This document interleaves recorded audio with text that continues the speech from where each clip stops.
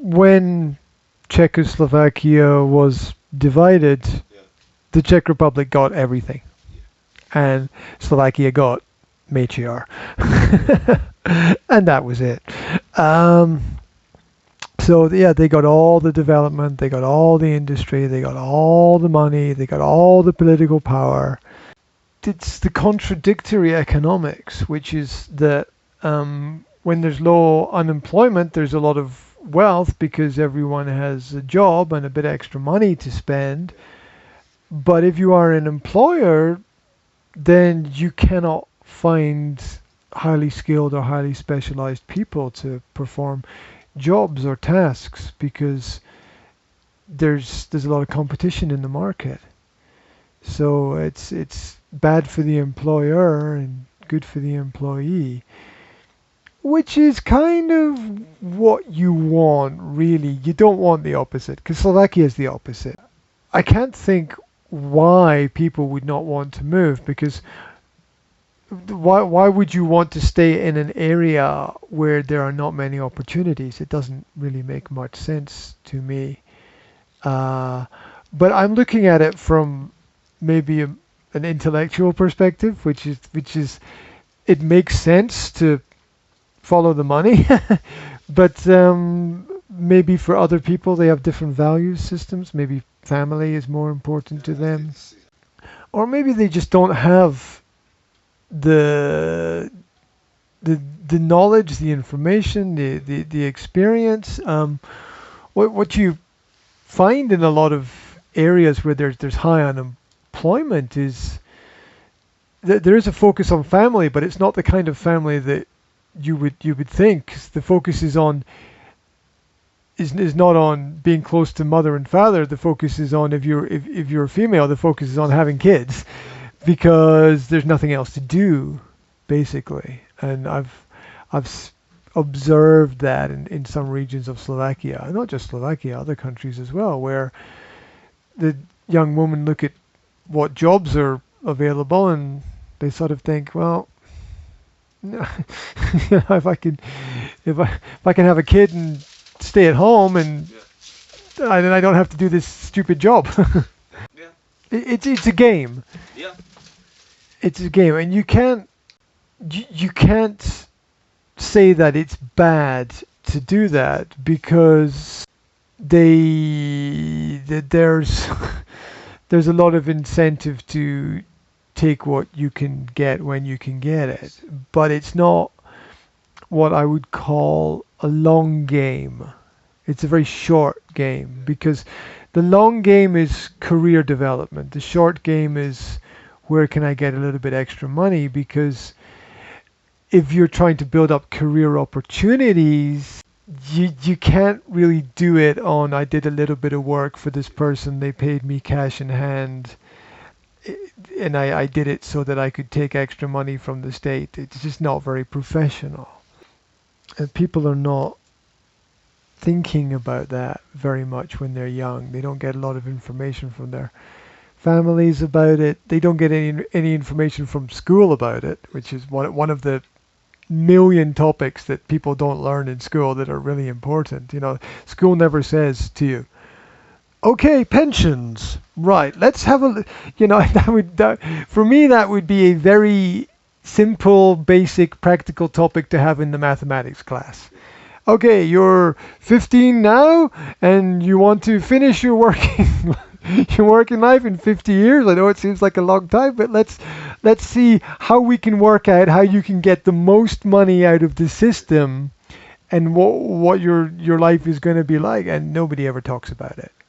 Well, nobody ever talked to me about it, and I've never heard any teacher ever explain that to the students. And there's so many interesting topics in mathematics that children could study in schools, and they never do, because it's all algebra and theoretical equations and things you can't really apply on a daily basis. It's, you could talk about insurance, you could talk about lending and borrowing money, you could talk about banking, you could even get into compound interest and how these companies make their money, and no one ever, it's not there.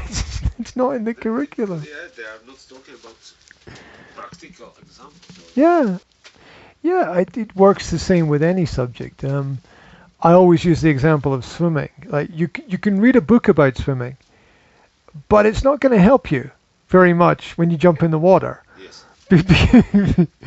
because reading a book about it and actually swimming are really two different activities. The theory is nice, but it's really, really abstract without the practical experience.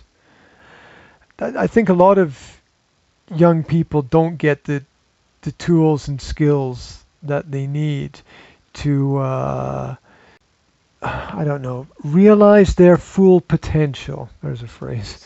To do everything that they can do, and the world is a big place, but a lot of people don't really see much of it. I think that the government doesn't want people to work when they finish school because there's not enough jobs for everybody. That's one giant problem, which is get everyone into college and get everyone into university, because if everyone starts looking for a job and there's no jobs, young people will become very unhappy. And one of the whole purposes of government psychologically is to keep the young people happy, because they've got the energy to start a revolution if if everything goes horribly wrong. So that's one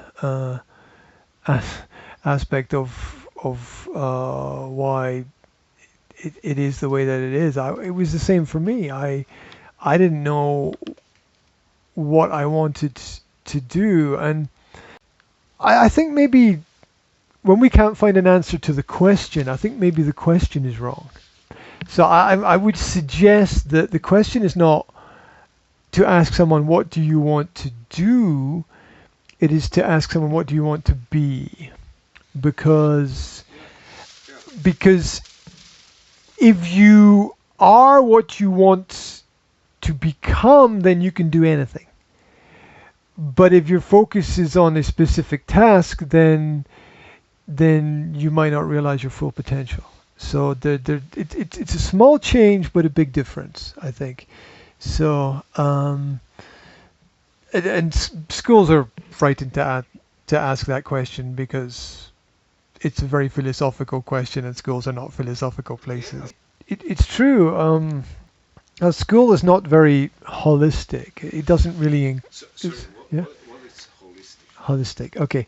Holistic means thinking about the whole person, all of the person, all of the person's life, all of the person's skills, all of the person's abilities. It's holistic means including everything. So it's not just exams and test results. It's the physical and the psychological and the sociological development of the person. And most schools are not holistic because basically they function like shops. You go into a shop, you buy a product, you leave the shop. The person who's working in the shop doesn't care what you do with the product when you leave the shop, right? You could go into a chemist shop, you could buy toothpaste, you could go out of the shop and you could put the toothpaste on your head, right? Because the person in the shop doesn't care because it's not their problem, right? And schools function in basically the same way, where the students go into the school, they get their education, they leave the school. Once they leave the school, the teachers have no responsibility for what happens next. Now, maybe they should, maybe they shouldn't, maybe they can't, maybe it's too complicated, I don't know. But there's no connection there. There's no connection between, as you said, what is there going to be in the future? What's their vision? How do they connect the future to what they're doing at this moment in time? There's no connection at all, because the moment people finish school, the connection is gone. It's done, and the teachers say, okay, next. Next, and the next group of students come in, and it becomes a bit like some kind of strange social factory, rather rather than any kind of holistic education. But holistic education is complicated, and so people don't really know what to do with that because people are a little bit frightened to tell the truth, which is, I don't know. The truth is, well, we don't know exactly what's going to be in the future. We're not quite sure exactly how society is going to develop. We're not sure what kind of technology is going to be here in 15 or 20 years. There are many different possibilities. Who knows which song is going to be the next hit song, or what kind of fashion people are going to be interested in, or what kind of new technology will change the game. You know, somebody, and there are throughout history there are classic mistakes in marketing that big companies have made and resulted in huge disasters. Where is Kodak now, for example? Where is Blockbuster Video now, for example? Where are the great British car companies of the 40s, 50s, and 60s? People don't even remember that Britain had car companies producing cars. Rover and Vauxhall and Triumph and the other ones that I can't remember that Britain had. The Mini was a British car. So you know, all of these companies made huge mistakes, and the result was they don't exist anymore. So the future is a little bit unpredictable, and you know, you go through school and it's like you just need this and this and this and this and everything's going to be okay. But the truth is that nobody really knows if everything is going to be okay. And my experience is a lot of the students who did not so well in school have done really well in life. A lot of the B students, the C students have found good jobs, and they had stable lives and stable families, and it's worked really well for them. And a lot of the students who were at the top of the class, some of them did very well, but also some of them had problems because following orders only gets you so far. Important is adaptability. Important is flexibility. Important is that you can change direction a little bit, that you can learn new tasks. These are all the important keys to the future.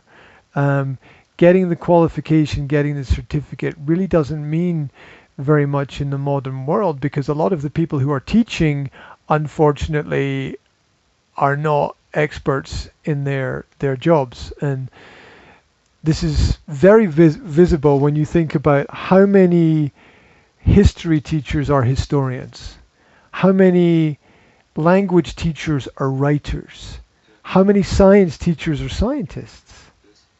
That very, very few. And some people argue as well they have to spend all their time teaching. Yes, but you know, if you're not an expert in what you're teaching, you shouldn't really be teaching it.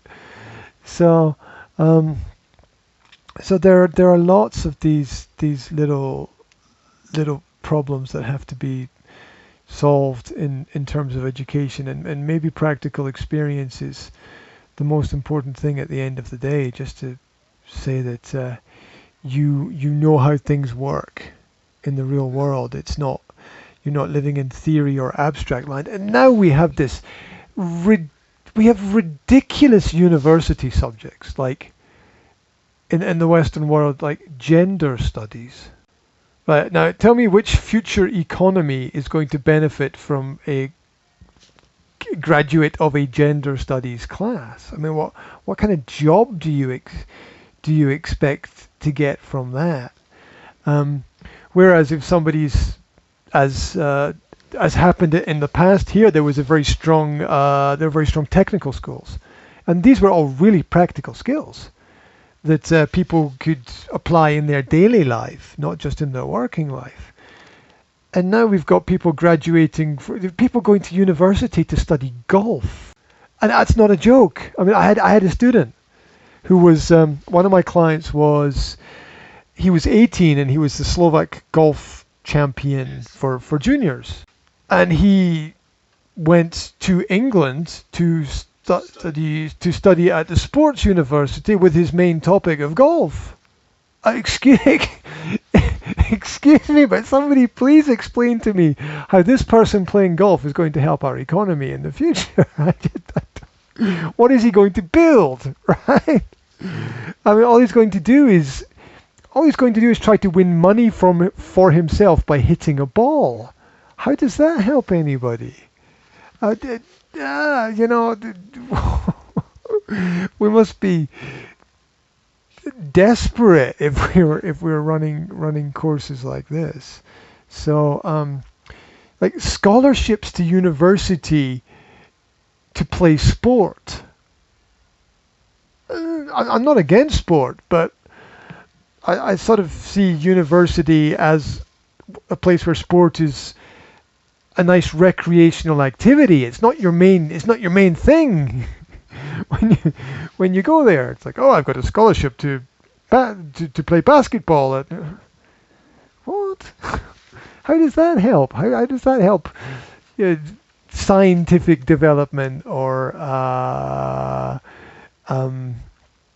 yeah, I don't know. And